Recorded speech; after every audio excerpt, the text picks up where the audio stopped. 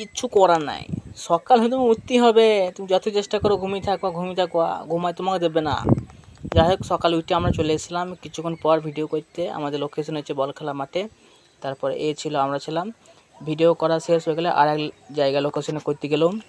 তারপরে সে এত রোদ, কি বলবো, এত রোদের মধ্যে দেখো যাচ্ছি কাটোয়া, এই সাইকেল নিয়ে আর মাথায় টুপি দিয়ে ঝোলা নিয়ে বেরলাম। সাইকেলে রাখলাম গ্যারেজে, হাঁটতে টুকুস গেলাম নৌকা করে। আর কি রোদ, কি বলবো। এবার শুরু হলো মহাতাণ্ডব। এত ঢেউ দিচ্ছে, সত্যি বলছি এটা মজার জিনিস নয়। আজকে কাটোয়া যাওয়ার সময় দুপুরবেলা এত ঢেউ যেসব লোকগুলো প্রতিদিন যাতায়াত করে তাদেরও আজ জীবন হাতে বেরিয়েছিল। কি বলবো তোমাদের, তোমরা যদি থাকতো ওখানটায় তোমরা নিজেও বুঝতে পারতে যে এত ঢেউ জীবনে প্রথম আমি এত বড় ঢেউ দেখলাম, তাও আবার আমাদের কাটোয়া বল্লভপাড়া রোডে। সে কি বলবো, তোমরা ভিডিও দেখতে পাচ্ছ কেমন ধারা ফোনটা ডুলছে। সে যে করি হোক কোনো রকম কাটোয়া পৌঁছিও শান্তি নাই।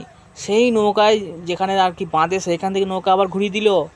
এত হাওয়া সে কি করবো বলো দেখিনি। আবার সে মাঝি ভাই আবার ঘুরিয়ে আবার মাঝখান থেকে ঘুরিয়ে আবার নিয়ে গেল গো আমাদের। যাই করি হোক আমরা কিন্তু অবশেষে কাটোয়া পৌঁছিয়ে দেখি সে নৌকায় এত ভিড়।